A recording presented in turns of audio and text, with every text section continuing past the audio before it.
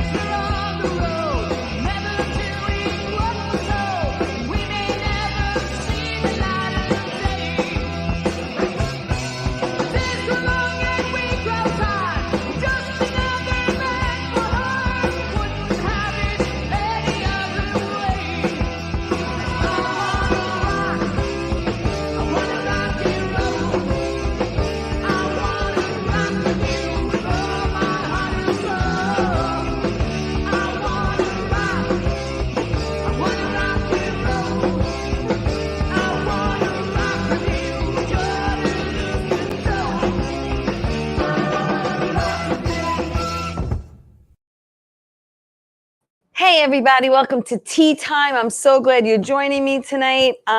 It is Monday, June 26th. I'm going to talk about my weekend real quick and get to my guest. Friday, I really didn't do much. I just really stayed home, chilled out, relaxed. Saturday, I had a graduation party in Farmingdale, so congratulations, Madison. You go, girl.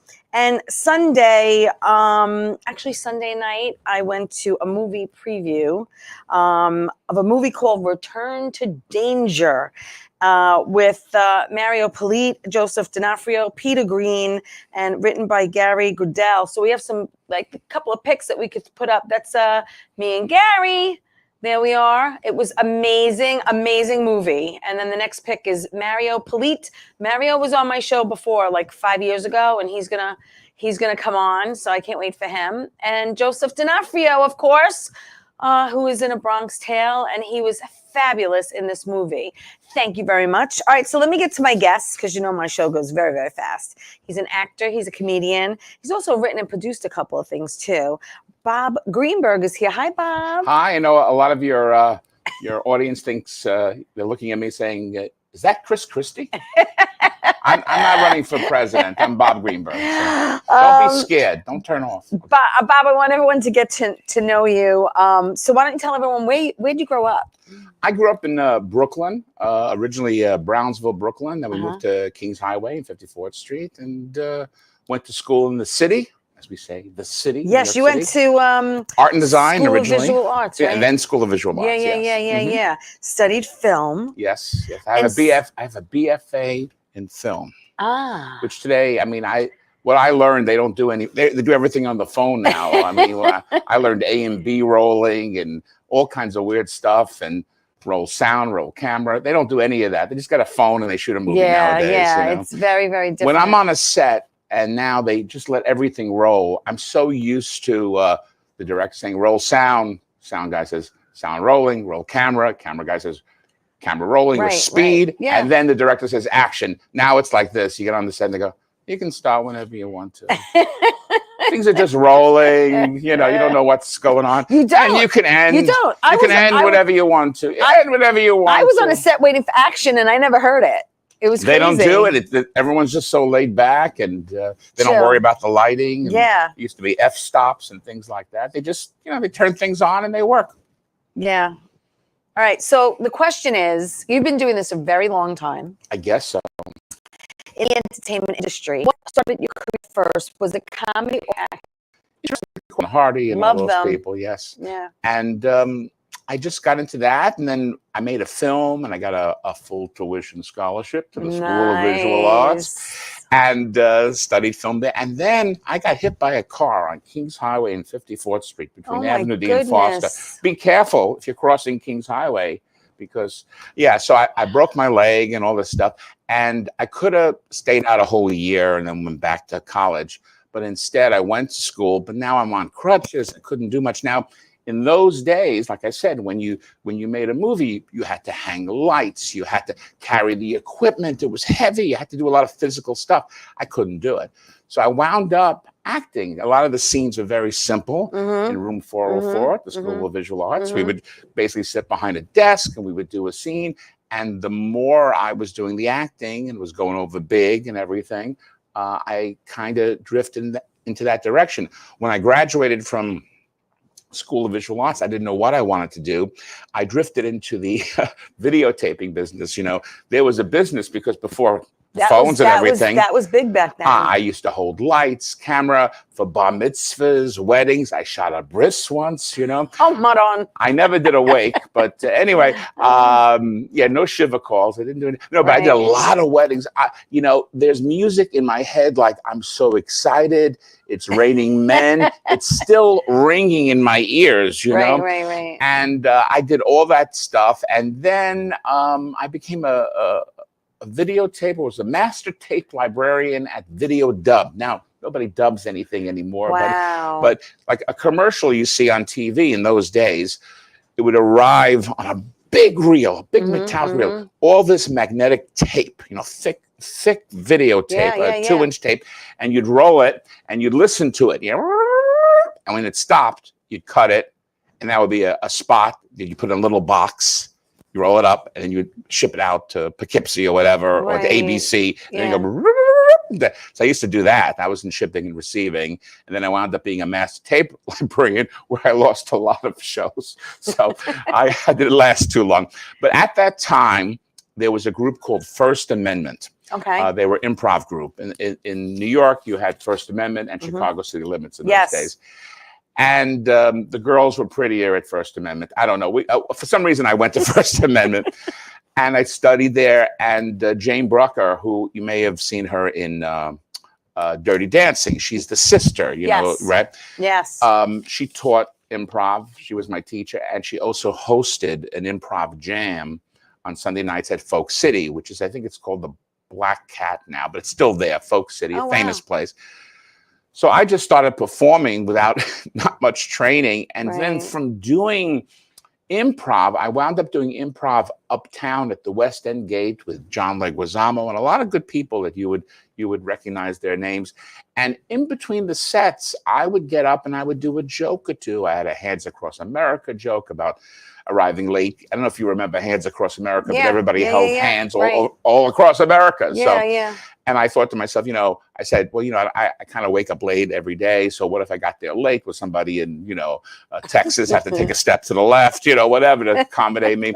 So I would tell jokes in between the sets. And then someone said, why don't you do some stand-up? And there you go. I can tell you where I broke my stand-up cherry. Where was the first place you did that? Montclair, New Jersey. Okay. It was called Something Different. It was a bakery that had people, you know, that everyone came. You could have coffee and Danish, and they had lots of tables. And I guess Montclair University used to come there. You know, it was a place where there was no liquor, so all the kids were there. Right. And they had this Mickey Loesch, who's still around. I saw him on Facebook. Wow. You find everybody on Facebook.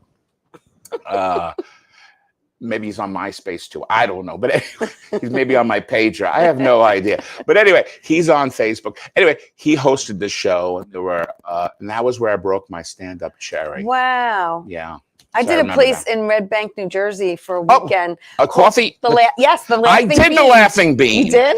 I did the Laughing Bean. So funny. What a great place, though. With Uncle Dirty. I don't know if you remember Uncle Dirty. He had another name, but his persona was Uncle Dirty. Right. And who booked me? The woman who used to book, she's still around, but I can't remember her name. Linda.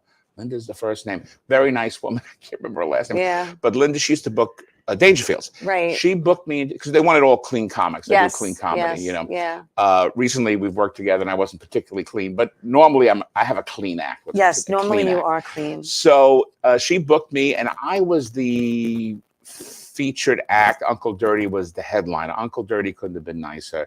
The guy who was the opening act, he did all dick jokes. I can say dick jokes. He did all these dick jokes. You know, he was, and I was a completely different act than he was.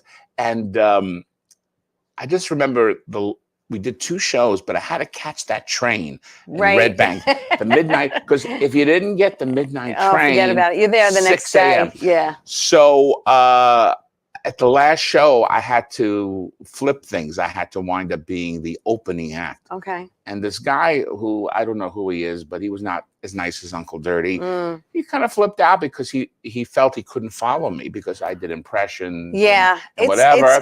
Yeah. Because usually if you want to do stand-up, if you do, and Judy Gold told me this when she first saw me starting out at the comic strip, says with impressions, you'll never be an opening act. You'll always be either a feature or a headliner. Right. Because you kind of can't follow, you know, opening act, you want some guy who talks to people and whatever. Right. Warms them up. Yeah. So you're never quite an opening act. And at that time, I just did impressions. I may have done a few jokes, but now if I do open, I kind of open for myself. I talk to the audience for 5 or 6 minutes, and then I don't do my impressions all the way through. But at that time I was starting out, that was what I had, you know. Well, you also appeared at many different places, the Triad, the Friars Club, the Metropolitan Room, Guilty as charged, yes. Gotham Comedy Club, Stand Up New York, which is where I popped my cherry. Oh, you popped your cherry there? Yes, back in 1991. You know, I saw something on the carpet. Oh, all right. Let's not go there. And Broadway Comedy Club, which is also another great place to perform. So when you do your stand-up, do you tell, I mean, I know what you do, but I want everyone else to know, but do you tap into your own experiences? Yes. And yeah, the opening of my act, of course, I have a whole chunk about me and Chris Christie, of course, because I look like him. Right. And but then I talk about my childhood a bit, and I do go into, I do a lot of personal stuff. Right. And which is, you know, because if you do topical, I mean, I used to do some eventually the topical stuff disappears. Yes. So, I mean, God bless Jimmy Fallon and all those guys. Well, now they're on break because there's no Writers Guild, you know. There's, they're on strike. Hope that, that gets settled. But it's very hard to keep changing up your act. So and also people tend to borrow material. If you make it your own from your life, you could always say, well, did you live my life? You know? So it's good to have that. And then, although I've done some impressions that got borrowed too, but that's another story. Won't go into that. Yeah. But I try to make those a little topical. Right. Like I've done Lou Costello at the John Gotti trial. I've done Lou Costello. I've seen it. It's hysterical. Meet O.J. Simpson. Yeah, I've done all that. So I've done Oliver Hardy on the Sex Hotline. And, you know, are some of your videos on YouTube where people can see them? Yes, you can find me, Bob Greenberg, at the Gotham. You can see me, and also at the Metropolitan Room. So you can see look it up because it's hysterical. I watched the video that you sent me before the show, and I'm like dying laughing. I mean, I think it's so impressive when someone can do impersonations. I mean, it's not an easy thing to do. No, and I do people that I love, and I think so they become kind of an extension of myself. Yeah. I mean, you see me, you know, I love Lou Costello. I love, even though I do Alfred Hitchcock or Jackie Gleason. Right. I love those guys. Yeah. And those are, I don't just do, you know, Christopher Walken. Or, do you feel random. sometimes you're an old soul and you were born in the wrong era? Because I definitely, feel that way too. Definitely. Well, when I was starting out, you know, the young people that went to the comedy clubs could recall watching Abbott and Costello and Three Stooges. Right. Now it's only the old Takakis who are watching. They're watching. The kids aren't watching Me TV, which shows the Three Stooges, and the Honeymooners, or Channel 11, which still shows Laurel and Hardy, Marshall and Soldiers. Yeah. What's the one on Movies Channel? Shows Laurel and Hardy, TCM. It's really for an older crowd. So as of late, when I do stand-up, like I'm doing the Borscht Belt Museum, there's a museum in Ellenville celebrating the Borscht Belt, and I'm doing the first show with Uncle Floyd. Oh, nice. And that's a family-friendly show, 1 p.m. Nice. And that's July 29th in Ellenville. And you can Google Borscht Belt Museum. I'm sure it'll come up. There's a lot of events happening, but they're trying to open up. They're trying to have this museum for the history of the Borscht Belt, where all the great comedians came from the Borscht Belt. I mean, you know, maybe not recently, but all the great ones from the past. And so I don't think Chris Rock came from the, no, he came from the comic strip. I know that. So I kind of lean towards a middle-aged audience, or, Right. men and women of I a get certain it. age. Yeah. But let me tell you something. I played New York Comedy Club once. I mean, many times, but in this incident, I'm there, and it's a very young crowd.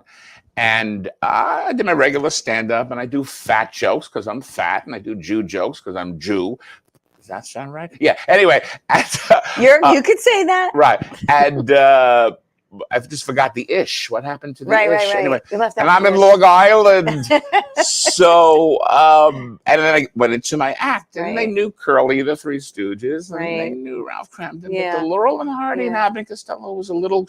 And there's one young lady, and she is laughing like you wouldn't believe. Really? Yeah, and laughing, and she was hot, really hot. I mean, you know, she had like, you know, well endowed like pretty. you, and yeah, she was pretty. She was very.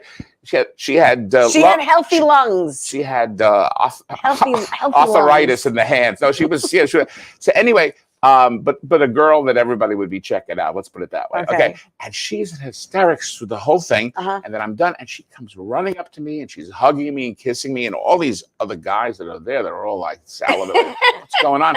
And what it was, and this made me cry. But don't cry now. Her mother. I'm gonna cry. She died of cancer, but she loved these old things. Yeah. So she used to watch videos with her mother. Yeah. So she knew all the people, and it brought it back to her. Oh, that's sweet. Yeah, it's nice when when you know someone takes the time. Verklempt. It's nice when someone takes the time to come up to you and tell you something like that, and you know you touched them. You know what I mean? You did your job. I did my job. And my job right now is to go to my first break. So good. stay right there. Oh, more with Bob Greenberg when we get back. Oh! Don't go away. I'm sorry.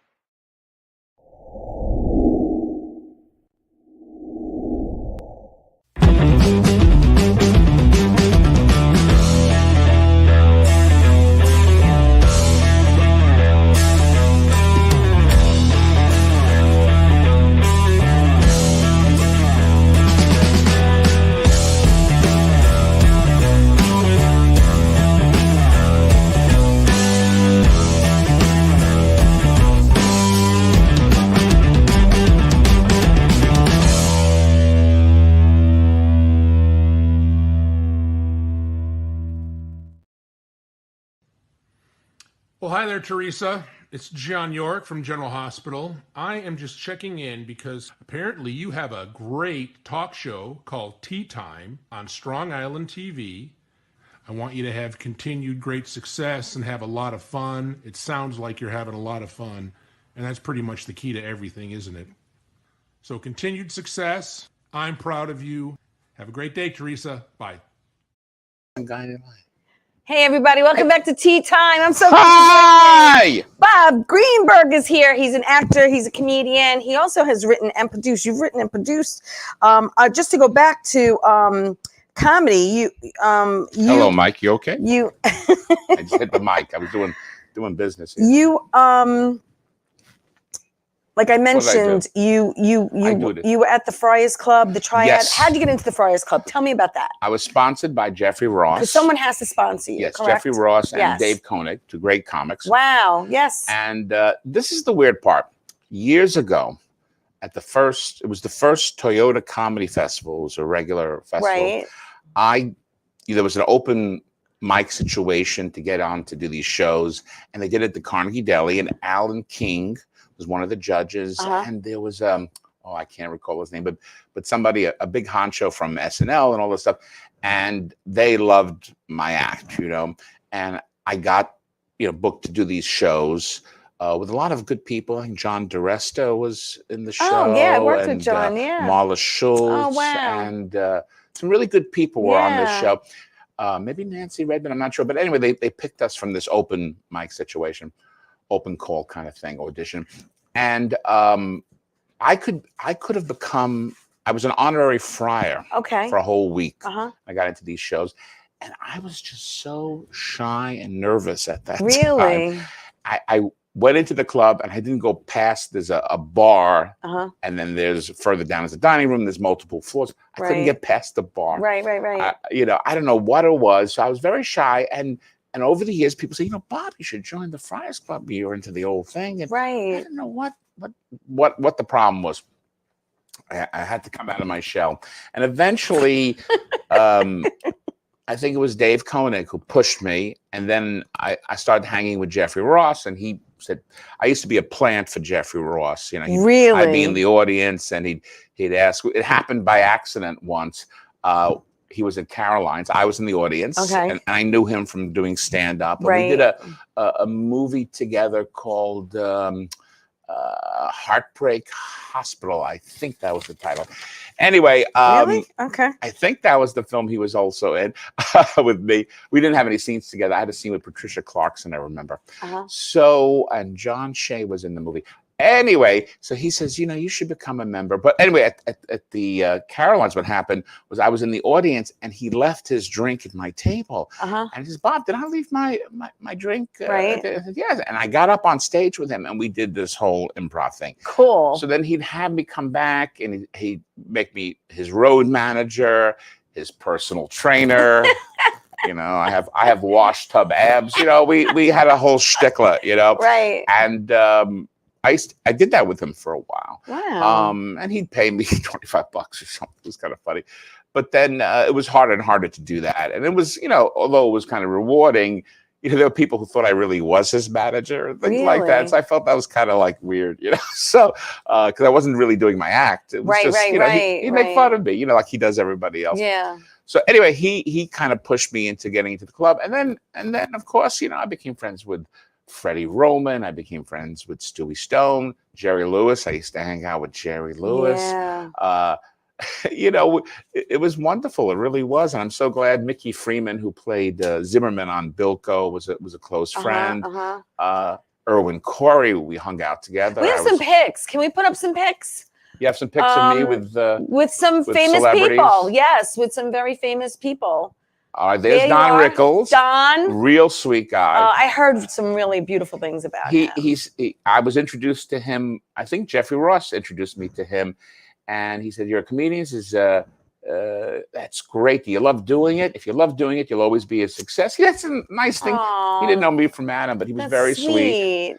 That's you. That's me with Barney Miller, right? Hal Linden. Yeah. That's at the Lambs Club. I'm currently a lamb now. The Friars is kind of.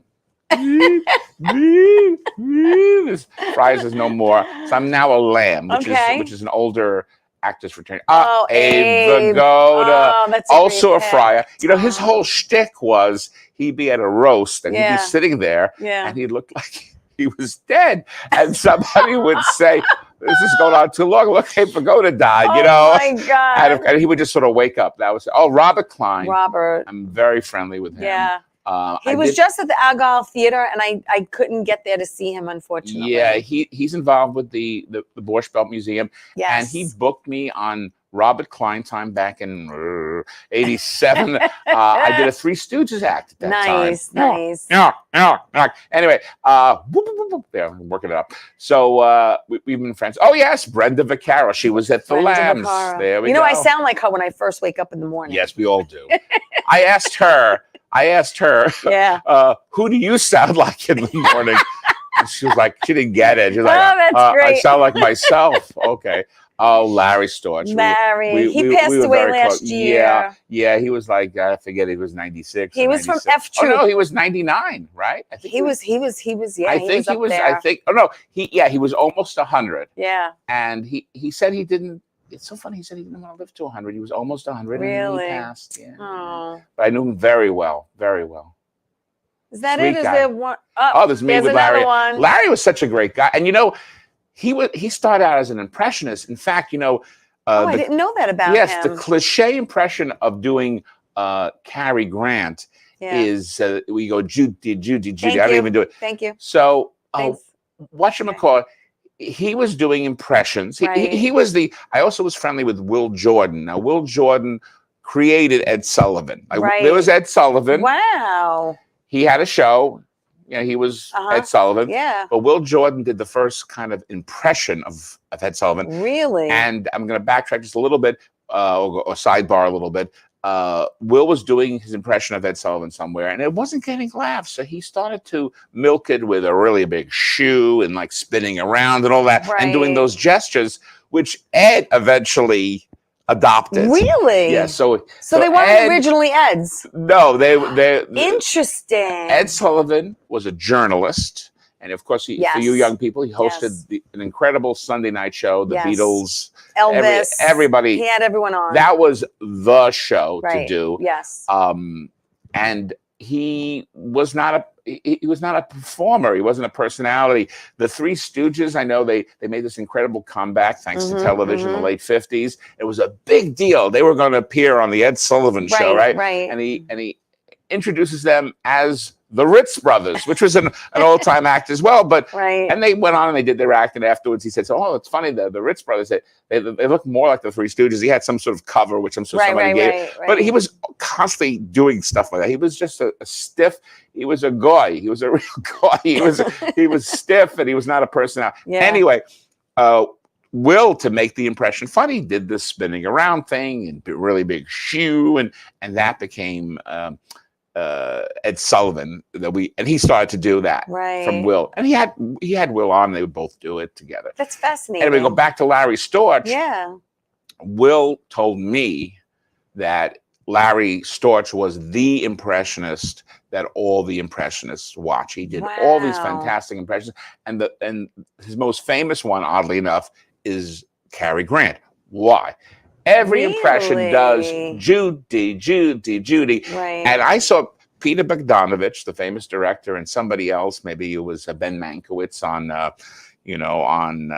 TCM, say, where did the Judy come from? And they're debating it. Well, there's a film called Only Angels Have Wings, where Jean Arthur plays Judith. Maybe it's from that way. They're going back and forth.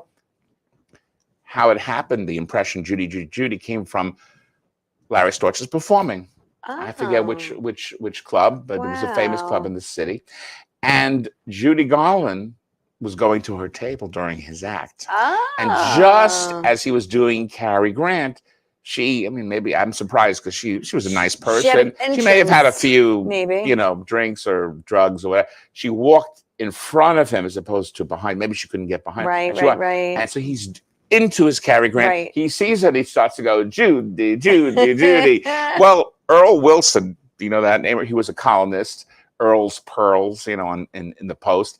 He made a big to-do about the Judy because it was just so funny. Yeah. And then from then on, when people did Cary Grant, they would do Judy. So I got that from the horse's mouth as to where that. It's funny because as an impressionist, these are great inside stories. Well, I'll tell you, impressionists, like if you watch SNL and stuff like that, they try to follow other impressionists. Right. It's just easier to do it. Yeah.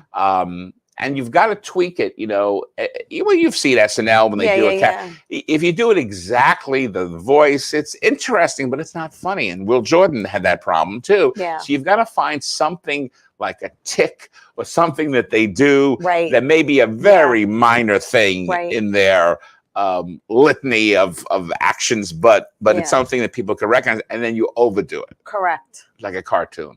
So anyway, that's my inside scoop on Judy. Yes. I appreciate that inside scoop, and I hope you appreciate it. I have to take my next break. A break. So stay right there. More with Bob when we come back. Don't go away.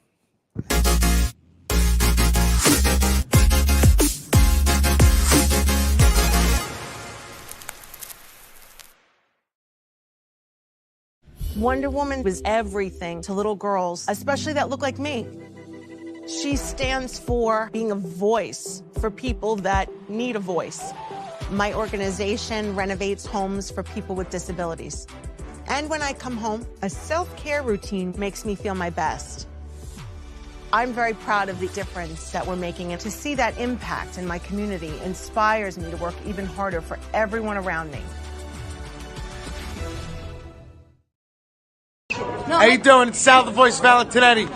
Why are you watching me? You should be watching Theresa Tracy Tea Time with Theresa Tracy Farrell. And make sure you follow Theresa on Facebook. Tea Time with Theresa Tracy Farrell. We'll see you there. I love the way you say my name. I love Tracy. Canis Tracy. Canis Tracy. Canis Oh, I got a Canis Tracy. I gotta go to the doctor. Bob Greenberg is with me. He's an actor. He's a comedian. He's been around a long time. He's done a lot of work. I want to talk a little bit about about your acting, if we can. Yes, sure. 2015, you were in a short called Vagina Time. Whoa, back then. But I'm just going to run through some things. All right, tell me. All right. 2016, you did Vinyl, which was a great, a TV show. I worked with, I worked 2 days. But great series, though. Bobby Cannavale, yes. Love him. And then you did something called The Characters, which was a Well, TV The Characters, series. you can see that. It's on Netflix. It stars, the episode I'm in is with Tim Robinson. Oh, nice. And Tim Robinson has a show, which I can't remember the title of it. Let me tell you something. Anyone under 30 recognize me from The Characters with Tim Robinson. That's so cool. Because he's hot with them. And the older people, they know me from Tango Shalom, which is a movie you'll probably get to eventually. So I won't jump you up. But anyway, you can see The Characters, episode 7, Tim Robinson, on Netflix. And you were in The Comedian with De Niro. Yes. You had a little you see me? thing. Yeah. I mean, they had that was friars. Like a Friars Club. Yes, they hired friars who were SAG-AFTRA actors. That was cool. And I got to, John Marola and I are in the beginning, are in a scene together in that, as a matter of fact. And De Niro was very sweet. Yeah. It's very funny, though, when you watch the film. There's a scene with Billy Crystal and De Niro in the elevator. Yes. And when De Niro comes out of the elevator, Billy Crystal says, "Schmuck." And then it cuts to me. Right. I can swear to God, he doesn't mean me, but I always hear schmuck. Oh, there I am. That is so funny. Yes, oh my God. All right. So then in 2017, you did Chivalry, which was a short. Chivalry, yes. Very good short. And then you also did A Very Merry Toy Store, which was a Lifetime movie. Yes, still on. You let me watch that clip. That was great. Yeah, that's on Lifetime. Melissa Joan Hart. Yes. I play Mike the banker. Very nice scene. I'm a nice banker. He's a nice banker. I'm a nice banker. And you say yes, and she's in shock. Yeah, she has, Melissa Joan Hart has these Christmas movies. Yes, a lot of them. Now, when it first aired, it was on like every other hour. Yes. Now it's on. It's just part of the rotation. If you turn on Lifetime during the Christmas season, it will pop up. A really good cast, by the way. Mario Cantone was in that. Billy Gardell. Brian Dennehy. I think it may have been his last movie. Sweet man. I had the Dennehy room. They said, when you're an actor, they give you a room, a suite if you're lucky. But, so they made sure I had the Dennehy room. But he was done. He was wrapped. But I don't know. It's the Fat Man room, I guess. I don't know what it was. You did Mila Jam, which was Bruised, which was a short. You did Fluidity. Yes. You did Celebrities Go Home. I did that. I did do that. Yes. TV series. You did Marshmallow. Am I saying it right? Marshmallow Parkway. Marshmallow Parkway, which was a short. That's an Italian area. But I was Jewish in my last life. In the Bronx. Yes, it's a short that's Jamie Lee Curtis and Christopher Guest produced it, and it's a wonderful short. And you know who plays my wife? Caroline Ahrens from The Marvelous Mrs. Maisel. She's Mrs. Maisel.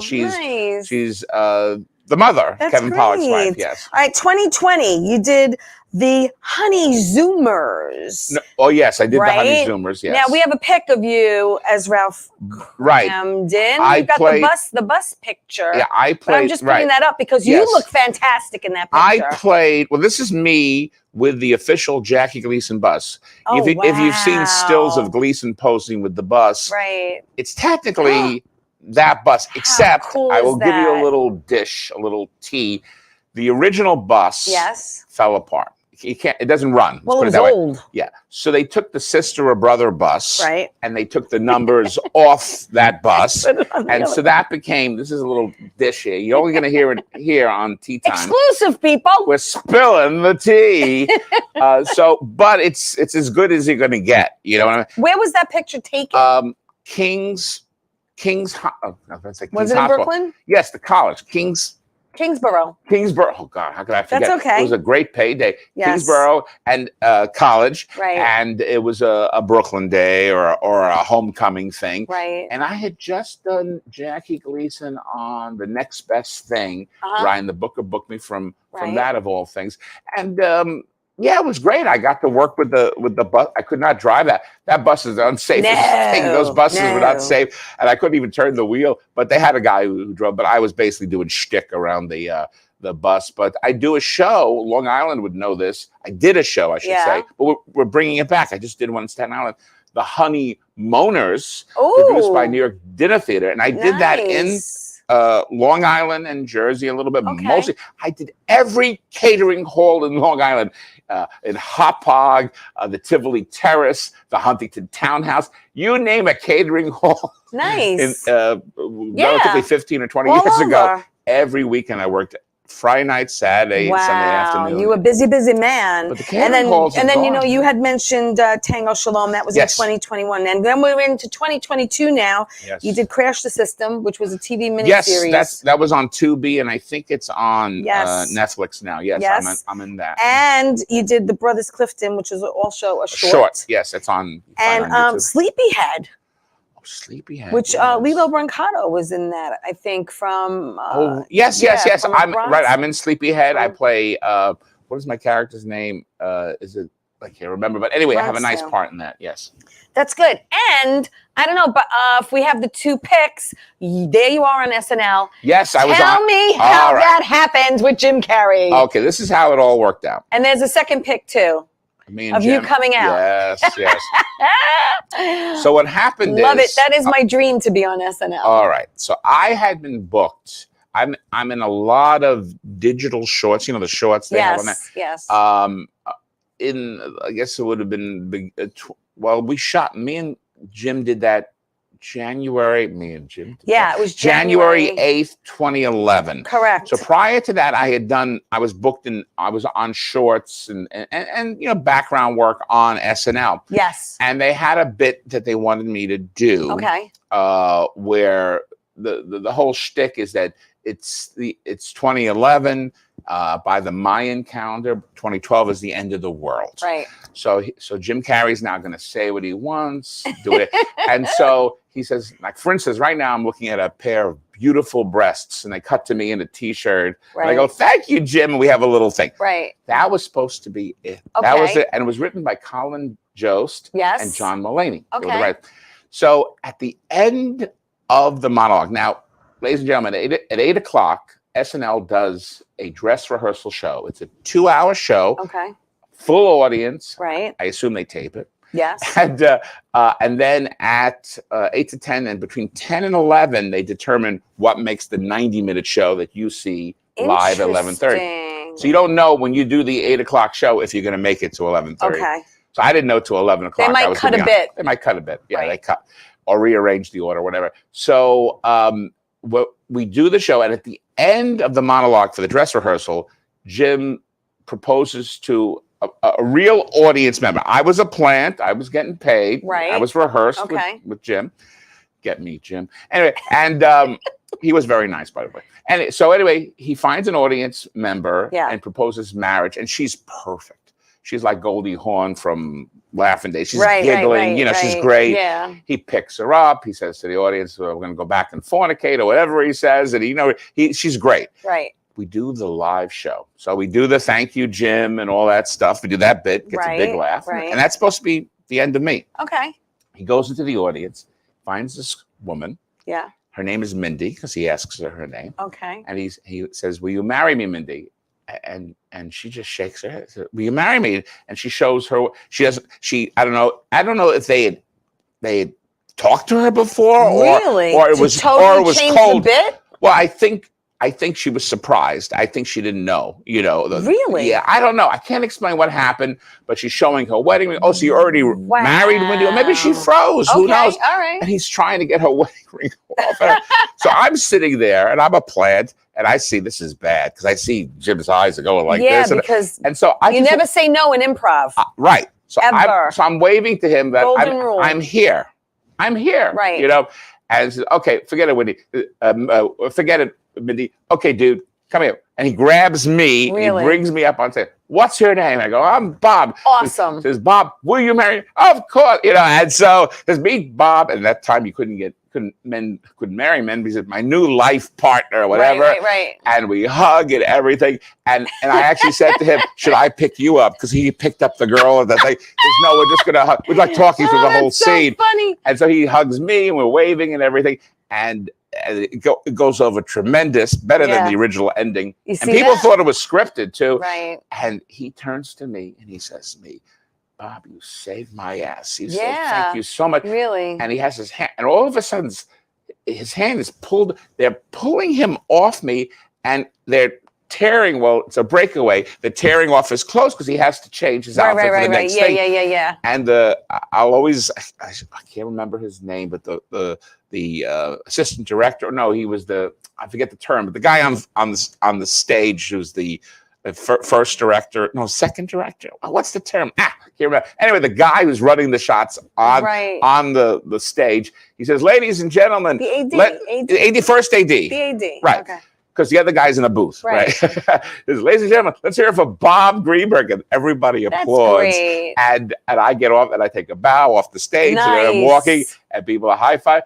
And the crew guys who know what they're like great recovery. And everyone was just thank you. It was a great moment for me. And that's awesome. I've spoiled a bit, of course, if you catch it, but that's the story. You also won Best Actor Award for the Stella in New York Theater Festival in the Winterfest 2021. Yes, I won for the Stellar, and then a year later I won for the Jimmy Breslin show. I did How to Read. I won 2 years in a row. I was really surprised. That's did not. I wasn't at because of COVID and stuff, and there was some confusion. I wasn't at the first award ceremony, right, because they sent the wrong email to the wrong whatever, but I did win the award. That was for the Stellar. A year later I'm doing this other play, Jimmy Breslin, How to Read the Newspaper Before It Goes Extinct. It's a play written by Greg Greenberg. Okay. And I'm nominated. I'm COVID's a little better. I'm there and I do my monologue from the show, but I'm thinking I'm not going to win 2 years in a row. Nice. Hot damn. I won 2 years in a row. Good for you. Yes. Congratulations. Yes. All right. So you recently also toured as Morty in the Old Jews Telling Jokes. Yes, I did that for about 5 years. Yeah. And the funny thing is, that play, Old Jews Telling Jokes, was playing right across the street. I live in Manhattan Plaza, 43rd, either 9th or 10th. There's two buildings. It was playing right across the street for one whole year, but I couldn't cross the street. I had to go to Port Authority and go to Philadelphia to do the show. Really? I had auditioned for the show in New York, but I was too young to play the old Jew, all the old Jews. You couldn't, use a little gray in the hair? Come on. Well, and I was too old to play the young. There's like a young guy, a younger guy, a younger girl, and three older people. And I was too young to be old, and I was too old to be young. But when I went on tour, they weren't as picky. And so I wound up playing the youngest of the three old people.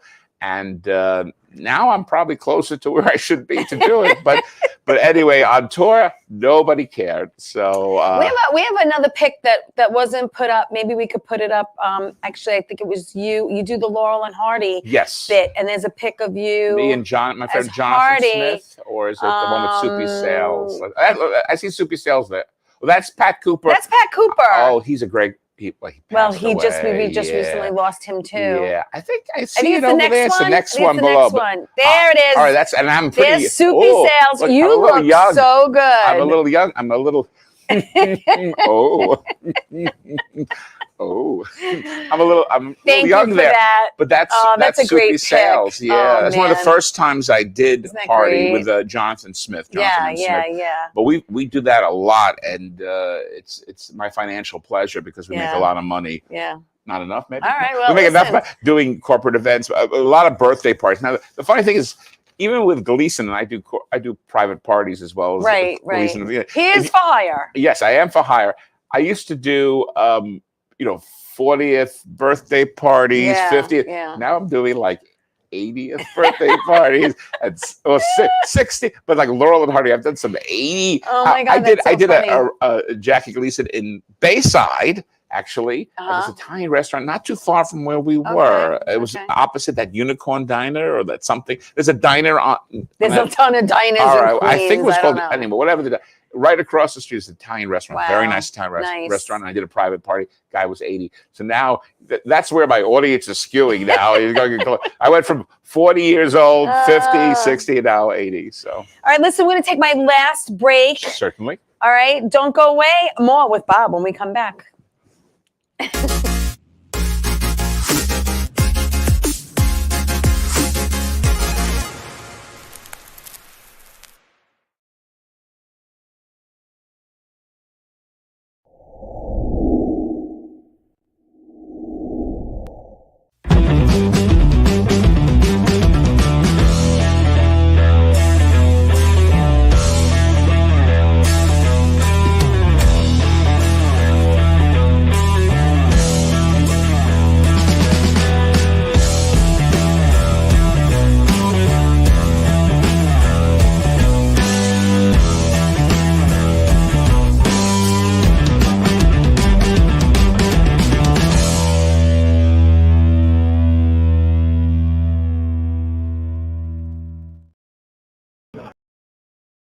Doc, who's the best comedian you know? Theresa Farrell. And who's the best actress you know? Theresa Farrell. And who's the best cast member in Bad Boys? Teresa Farrell. Who's got the best radio? Teresa Farrell. Doc, who's your favorite guinea? Teresa Farrell. Who are you loving right now? Teresa Farrell. All right, Doc, I love you too, baby. Love you as always. Thank you. Hey, welcome back to Tea Time, everybody. I want to give some shout outs to Greg and Michael and Bruno and Joe DeBarry. Thank you, everyone, for watching.